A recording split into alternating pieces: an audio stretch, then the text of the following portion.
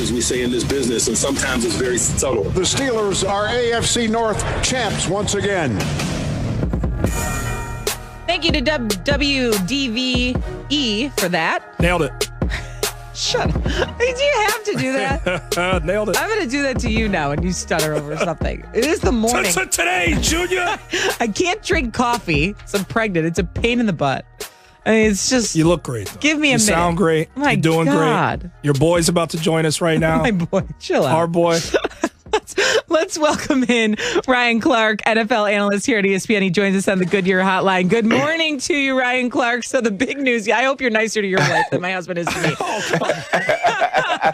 So the big news as of yesterday was that Big Ben Roethlisberger will not play in Week 17. According to Mike Tomlin, they're going to rest their starting quarterback. What do you make of that decision?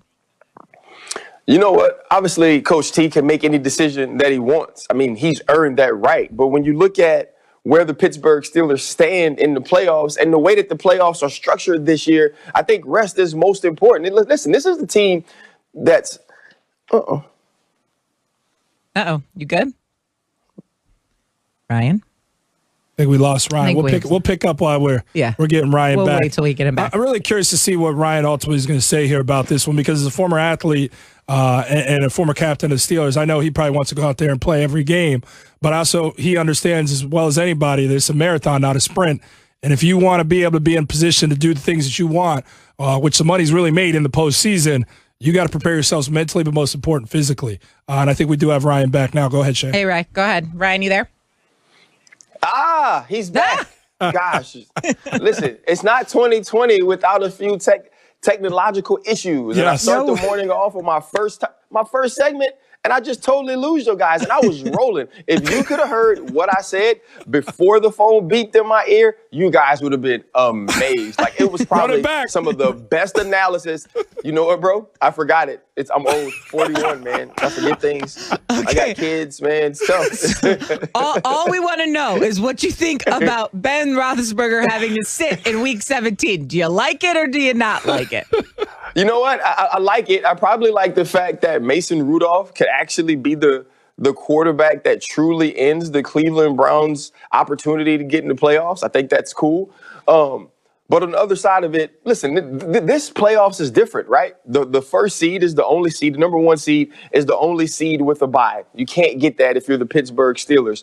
The home field advantage is not as huge this year as it is in other years. So you don't have to play your guys in hopes that the Buffalo Bills lose and you win and you can get that spot. But rest is at a premium for the Pittsburgh Steelers. We've seen Ben look a little old. We've seen Ben look a little tired. I mean, and I'm not just talking about the way his body is built. I'm talking about just actually his arm, actually his play. And so to give Ben this opportunity to get a bye week when you haven't had one the entire season because of some COVID issues on other teams, you think that's the smart thing to do. Coach Tomlin is prioritizing the things he needs to prioritize. And I think at the top of that list is rest for some of his main players, and Ben Roethlisberger obviously being number one on the list for Coach Tomlin.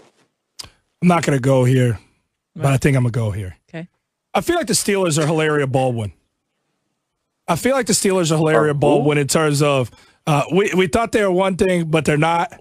And the Steelers at 11-0, and the Hilaria Baldwin reference, look that one up, Ryan. It'll make sense. Yeah, I had no idea. No idea. At 11-0, it's a pop culture reference, and it's very timely in this 24-hour news cycle. Can I just tell him for a minute? It's Alec Baldwin's wife. There's Alec Baldwin's wife essentially pretending to have a Spanish accent. He can look it up. We don't have much time in the segment here. Unless people just don't know. The Steelers are 11-0, Ryan, at one point, and everybody was high on this team. But I know you've kept it real about the Steelers.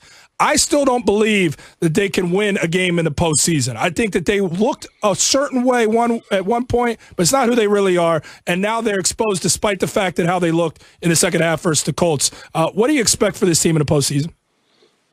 You know what? I think I expect what you saw in the second half, not from a production standpoint, right? Not from necessarily scoring those type of points or Big Ben having those type of statistics or Big Ben not being touched on 29 dropbacks. But I expect that type of fight. I expect that type of championship medal to come out of the Pittsburgh Steelers and Ben Roethlisberger and that defense. But before last week, in the way they had played probably the last, 2.5 games, I thought to myself, there's no way this team beats a playoff caliber team, but they did. And so I still don't look at them as an AFC contender. I don't think this team makes it to the AFC championship, but I do think they have what it takes to win a first round game. I do think they can find ways to put enough offense together to make enough plays down the field after kind of seeing the way this team has to play now. Understanding that it can't be checked down Charlie the whole time. I thought Charlie Batch retired a long time ago, and now we're seeing Ben Roethlisberger in some ways play that way. They understand they got to push the ball down the field. The defense has to put pressure on the quarterback. They have to turn the football over. And those are reasons they won early on in the season. If they can get back to that, I can see them winning the wild card game or the first week game of the playoffs and then having a tough fight the next week, whether it be in Buffalo or wherever they would have to play. Ryan, I really feel like there's at least these reports and the things I'm hearing and reading about that there's a push and pull between the offensive coordinator, Randy Fichtner, and Big Ben in wanting to call plays. And it seemed like Big Ben took over the play calling, writing those plays up in the dirt like he was talking about in the second half, which led them to ultimately getting things going, overcoming that 17-point deficit and beating the Colts. Is there any truth to maybe Big Ben should be the one calling the plays here down the stretch if they want to win games? Well, first off, hell no. That's not how it works. You know that, dog. Like, don't do that. That's not how it works.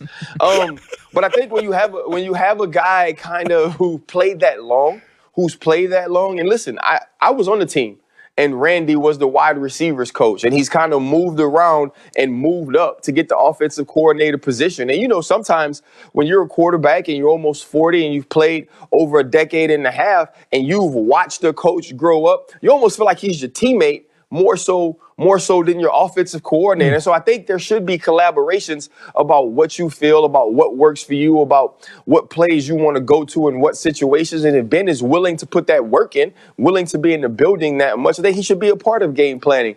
But when it comes to play calling, I mean, Randy Fichtner has the job for a reason. He has the title for a reason. And I think we all kind of get wrapped up in like teams that come back when they're in the hurry up and when quarterbacks are calling plays at the offensive line of scrimmage, but they still get stuff in their ear. They still get opportunities to survey what's going on. And I don't necessarily know if we can put all of that on Ben Roethlisberger. But what Randy Fichtner should take away from that is that they can push the ball down the field, that it does give them opportunities to get pass interference calls like we saw against the Indianapolis Colts. And that's the only way that this team can win.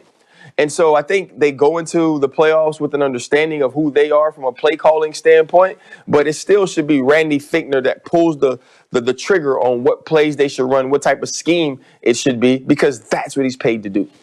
Ryan, earlier we were talking about Cam Newton's future. It's up in the air in terms of him staying in New England or going elsewhere. But I guess the question I would ask to you is, do you think Cam Newton is worthy of being a starting quarterback next year in the NFL?